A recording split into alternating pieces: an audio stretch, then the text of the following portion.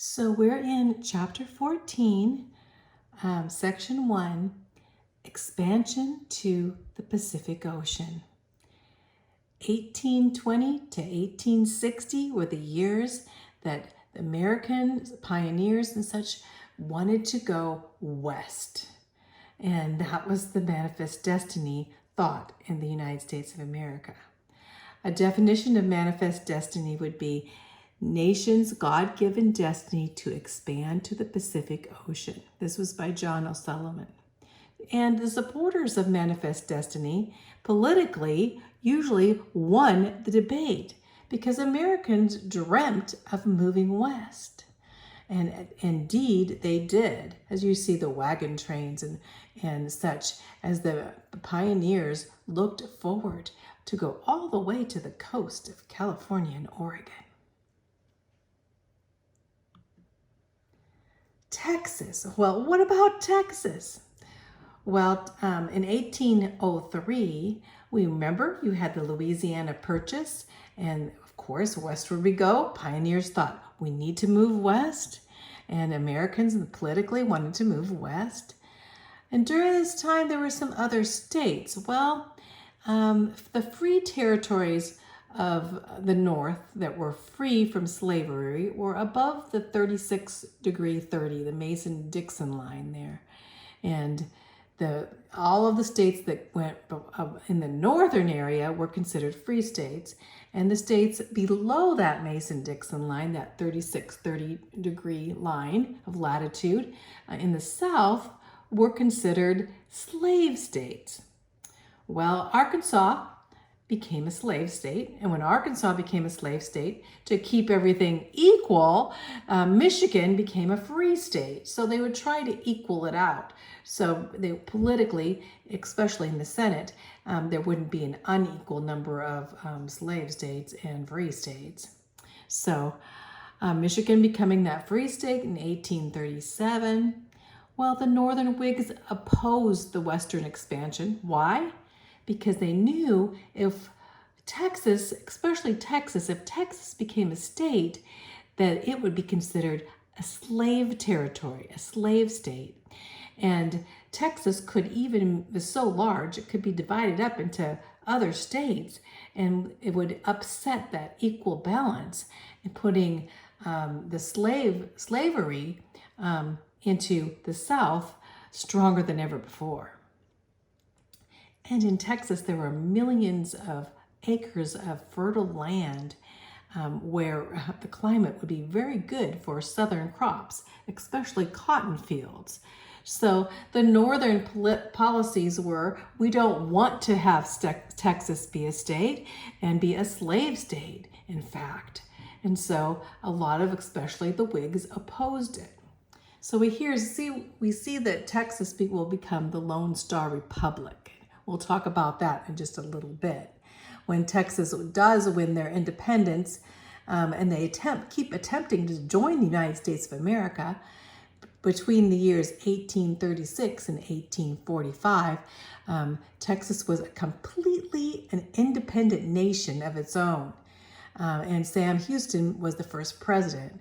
The reason was this: because the political state in the United States did not want to accept Texas, and the arguments in the Senate and in the House of Representatives went on for that 9-year period, which was quite a while. Here's the flag of the Lone Star Republic. So just think, Texas was its own country during this time. Well, let's talk about Texas. How did it become its own country?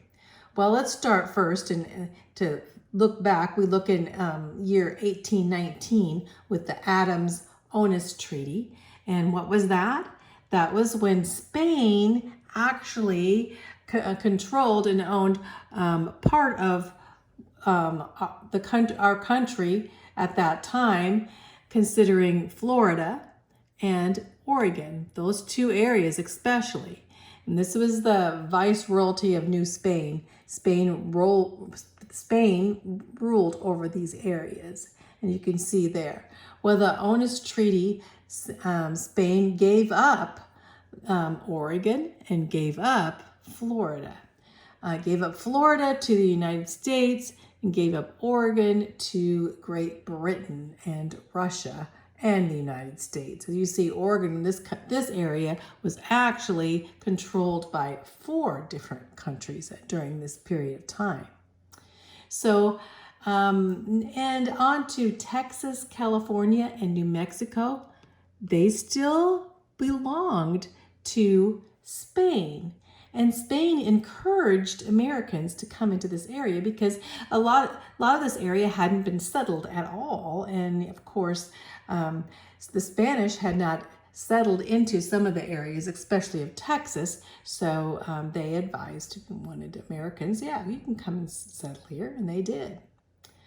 So, but in 1821, not too long after the Adams-Onis Treaty, Mexico won its War of Independence from Spain.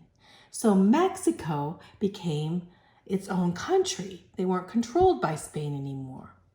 And during this time, after 1821, they were plagued with many revolutions in Mexico. So Mexico, after its independence, became a very, very confusing and in political turmoil during this time too.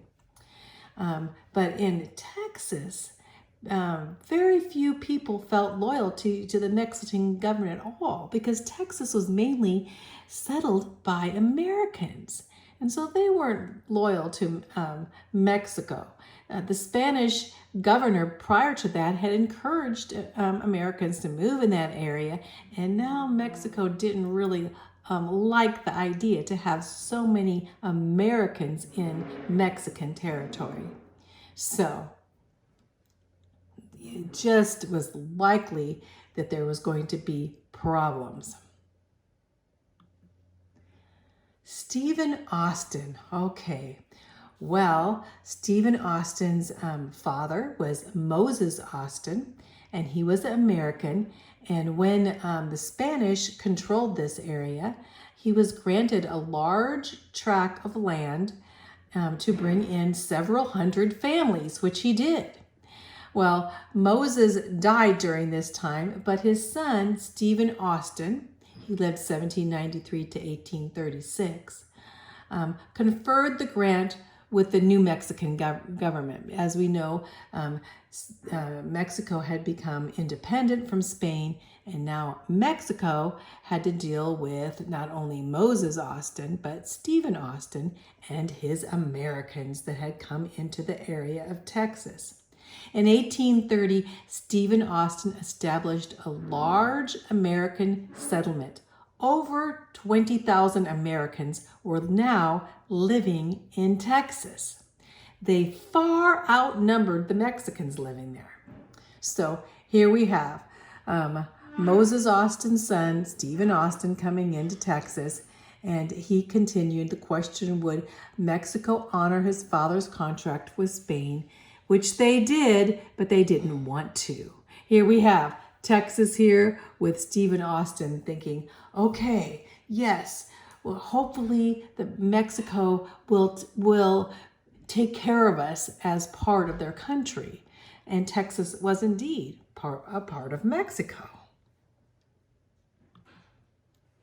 Restrictions by Mexico. Okay, like I said before, after the Mexican independence from Spain, there was a lot of turmoil and a lot of revolutions going on.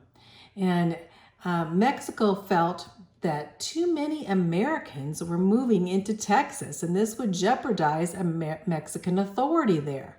They didn't want to have to deal with Americans in their territory.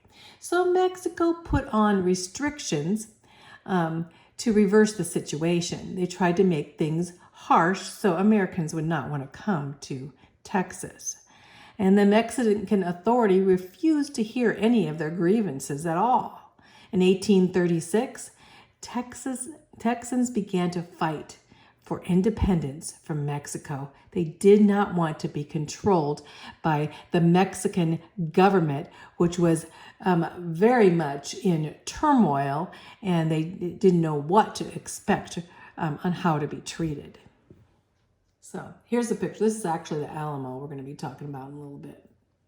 but Texas wanted to fight for their independence. The Texas War for Independence was 1835 to 1836. Nearly all the people living in Texas, most of them Americans, were against the tyranny of this distant Mexican governor controlling them. So Sam Houston, he was the former governor of Tennessee, and he was also a friend of Andrew Jackson. He became leader of the Texans. He lived 1793 to 1863. And then again, General Antonio Lopez de Santa Anna became the Mexican general to lead the war against Texas. And he lived 1794 to 1876, and he was determined to crush the Texas rebellion. So he basically would have go in there and said, this is not going to be a problem. I'm going to bring thousands of troops into Texas. We're going to smash these colonies down, and we're going to take our Texas back, is what his thoughts were. Here's a picture of Sam Houston. Here's a picture of Santa Anna. General Antonio Lopez de Santa Anna. And this here is actually how the Texas Revolution went. And you can see Santa Anna's troops fighting against Houston's troops. But prior to this, something very memorable and very tragic happened. And we call this, remember, the Alamo. So this was the most heroic and best remembered battle of the Texans, because there were fewer than 200 Texans that defended this fortified mission against 3,000 Mexican troops under Santa Anna. Just think, 200 Texans to 3,000 Mexican troops? Yes. So the Texan Joint Command was under William B. Travis. Here's William B. Travis here. He lived 1809 to 1836. You can see they died. And James Bowie. Both these guys were very, very famous leaders at that time. James Bowie lived 1799 to 1836, and he actually invented the Bowie knife. Well, they held the Alamo for 2 weeks as 3,000 Mexican troops invaded the Alamo. Santa Anna then mercilessly killed captives with the release of only a few women and children. So he just killed them all. And the casualties that were included one of the greatest American heroes at that time, named Davy Crockett. So remember, the Alamo became the battle cry. You can see these pictures here of the Alamo here. Even today, you can go there as a historical monument of the bravery of these 200 Texans, with defending this mission here and losing their lives. But what happened then, the rest of Texas, and as America looked on to Texas, would fight with that slogan, remember the Alamo. With all of their heart, they would be as brave, wanted to be as brave as the Alamo, as Davy Crockett, as Jim Bowie and James Bowie and William Travis defending this. And America looked, especially losing their hero, Davy Crockett. He is actually was one of the leaders, political leaders, a senator in Tennessee before, and he was a pioneer and a great leader, and they mourned him dying at the Alamo. After the Alamo, the Republic of Texas. Okay, let's see what happens. Well, Santa Anna, the Mexican general, ordered 350 Texans massacred outside the city of Goliad.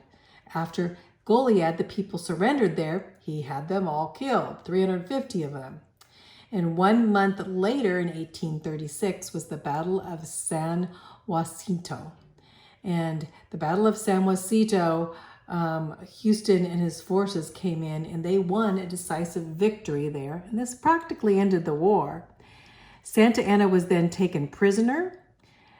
As Santa Anna was prisoner, he signed an agreement to retreat his forces south of the Rio Grande River and to recognize the independent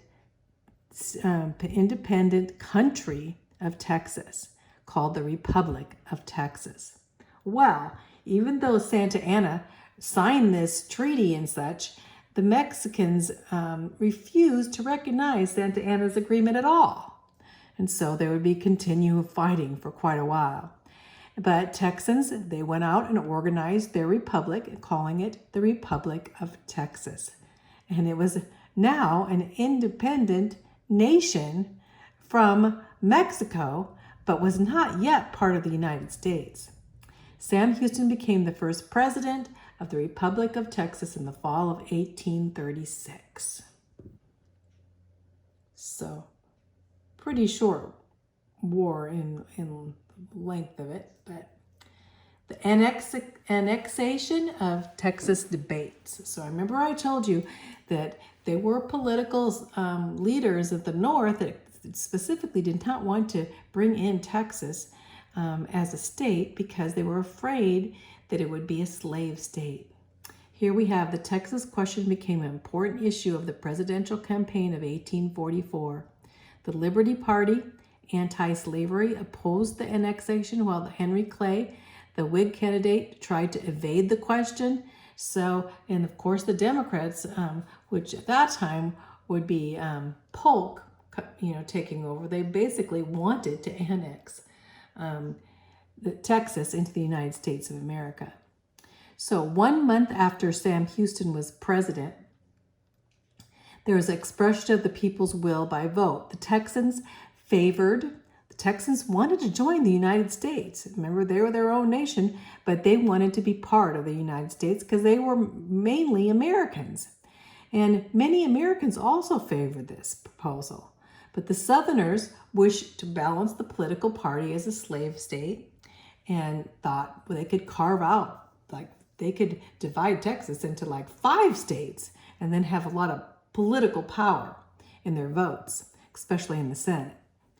The expansionists wanted to expand America to the Pacific Ocean. So you had a lot that said, let's just go, we need Texas, we want to go all the way, manifest destiny, all the way to the Pacific Ocean. And that many Northerners, like I said before, opposed the annexation due to the slavery issue. They were afraid of slavery coming into the big state of Texas. Abolitionists saw Texas as a plot of Southern slavery expansion, and also the annexation of Texas might lead to war with Mexico. Well, that would be, Texas already stood up against Mexico, and basically the United States did not want to get involved there.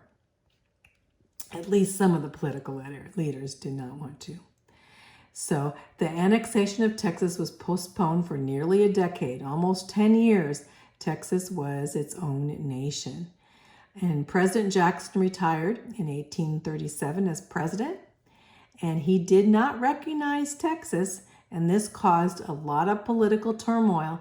The Texas question would come in the presidential campaign of 1844. As we said, as this campaign came in, there would be that question, shall we bring Texas into the United States of America as a state? Texas and Oregon. We're going on to chapter 14, section 2 now. So you see how Texas does become, we're going to see how it does become a state, and then also looking on to the Oregon Territory. Expansion was the main issue in the election of 1844, as I said before. And people were looking onto, the political leaders at least, were looking onto annexing Texas and the Oregon Territory.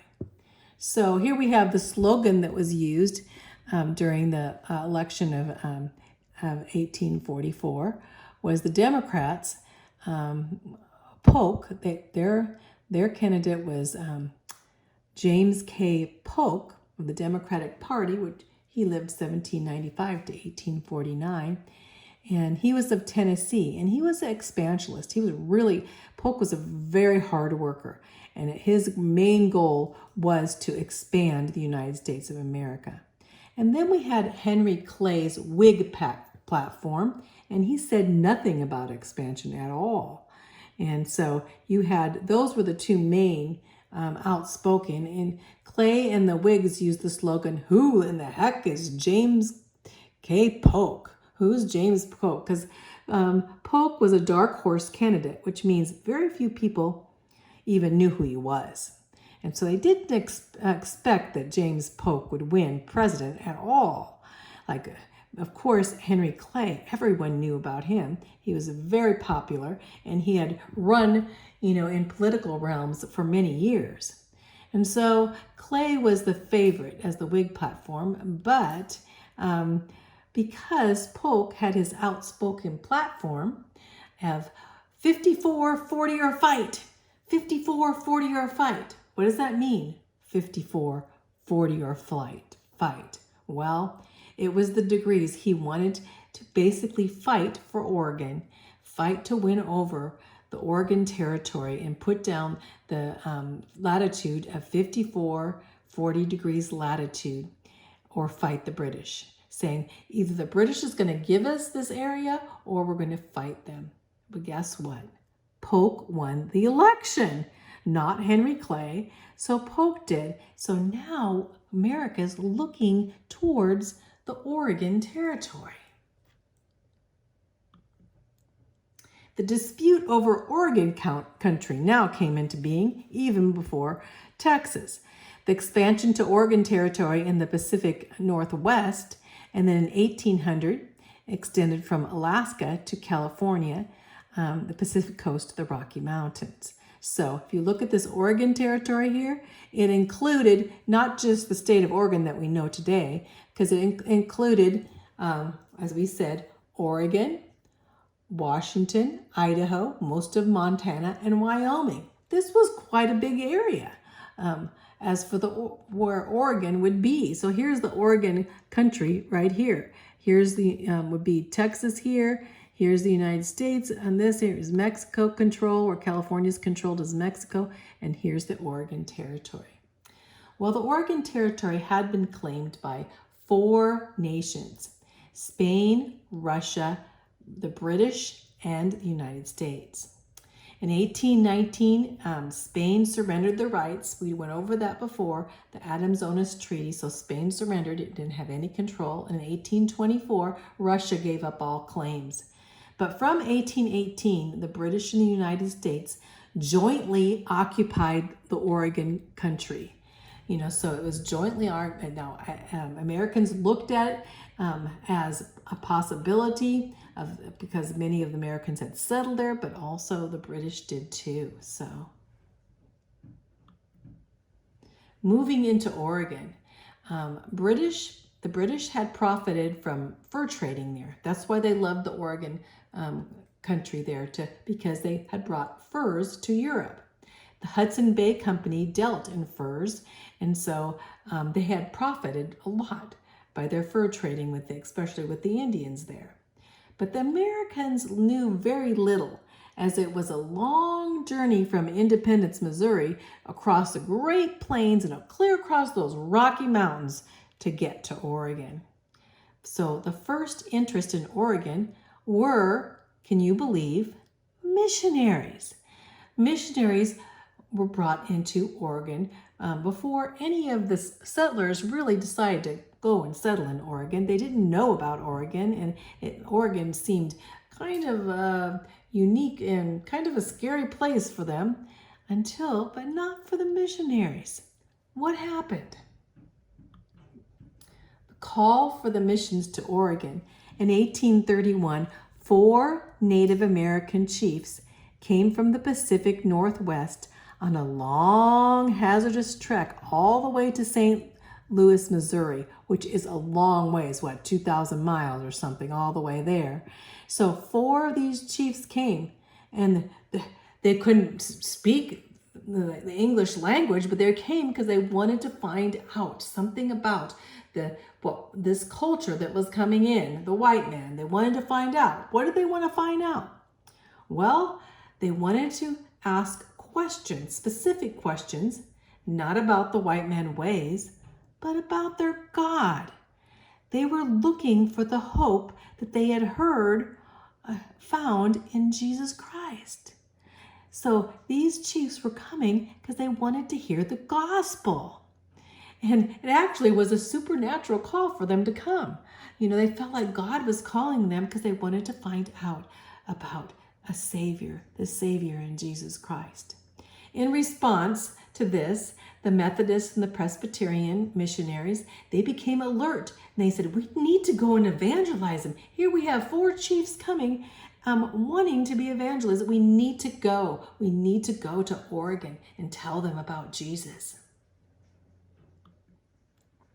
So Jason Lee, he was one of the first missionaries, and he was Methodist. Jason Lee lived 1803 to 1845, and he came with 4 others and to set off to establish a mission in Oregon, which he did. And they traveled to Oregon with a trading party. They got there in September 1834. Lee preached the first sermon at Fort Vancouver, near the mouth of the Columbia River. He preached to the Native Americans, and many, many of them became Christians. And Lee secured funds to expand the project for the settlers to come to the Willamette Valley in Oregon. So here was missionary basically saying, hey, yes, this is a beautiful area, and the natives are coming to Jesus here. We need more missionaries. We need more settlers here. Americans, please come. It's beautiful here. So the next missionaries that came were the Whitmans and the Spaldings, and they were Presbyterian missionaries, and they were born again Presbyterians. Dr. Marcus Whitman, he lived 1802 to 1847, and his new bride, they just had got married. Narcissa was her name, Narcissa Whitman, in 1808 to 1847. And they were called to bring Jesus Christ to the Native Americans there. They were joined in by Reverend and Mrs. Spalding. Narcissa Whitman and Eliza Spalding, they were the first white women to journey west across the Rocky Mountains. The first white women the Indians would see there. Before, they had fur traders there that were English and French and Spanish that had been there, but they all had been men. And now they were the first women to come were missionaries. Whitman started a mission among the Cayuse tribe, the Walla Walla, Washington. And the Cayuse tribe, many of them came to the Lord. The Spaldings started a mission among the Nez Perce tribe in Idaho. So the missionaries divided up. The one couple went to Washington area, that's that area now in Oregon, and the other went to the Idaho. At this time, this all was considered the Oregon Territory. The Great Migration then happened between 1842 and 1843. Here's a picture of Dr. Marcus Whitman.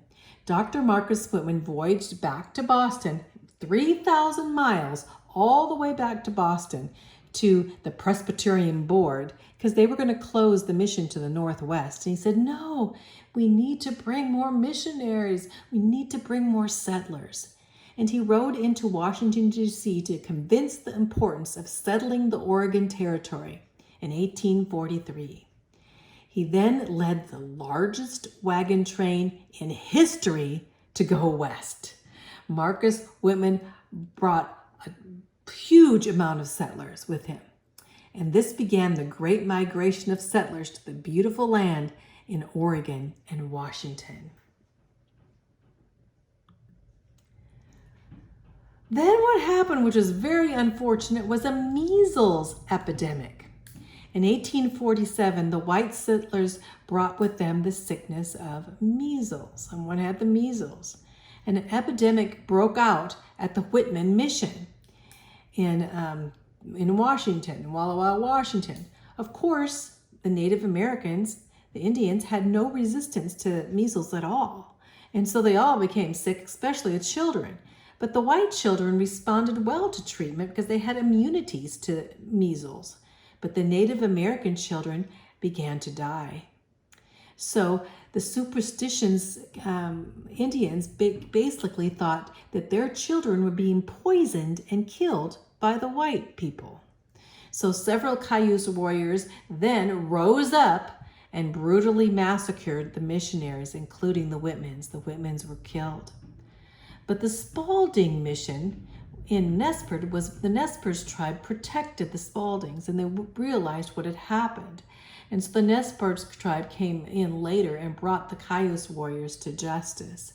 So this terrible massacre stopped at that point, but yet it kind of showed how different epidemics could happen and how the Indians could respond in the midst of this. But the Oregon Trail, Oregon fever did not stop. The missionaries and settlers sent back glowing reports of the beauty and rich soil, even after that massacre had occurred, that people looked as the Oregon Territory as beautiful new land for them. There were majestic mountains, vast forests, sparkling rivers, rugged Pacific coast areas that looked so beautiful and were described so beautifully. Oregon fever happened. That meant dozens of entire communities began making the long trek to Oregon. Some came all the way around South America, the Cape Horn, South America, to come all around that long journey over what? I don't know how many miles around South America, but it'd be a long journey by boat. And most others went by long wagon trains, long lines of these prairie schooners, as in the pictures here, these long wagon trains would come on the Oregon Trail. And they brought herds of livestock with them, over 2,000 miles trips over these harsh terrains. The trails west. So the trails west, you see here, the Oregon Trail up here to Oregon, and you see the Santa Fe Trail across as we go through to Santa Fe in New Mexico area. And then later on, this is the railroad here, but later on you'll see these trails, the Oregon Trail and the California Trail and the Santa Fe Trail there, and the Gila River Trail. In 1821, William Becknell actually forged through this Santa Fe Trail that would lead on to Santa Fe and then on to California. Also, in 1824, we have the great pioneer and adventurer, I should say, pathfinder Jedediah Smith. And Jedediah Smith's explorations were significant in opening the American West and included several firsts, as he was the first white man to cross what would become the states of Utah and Nevada. First white man in Utah and Nevada.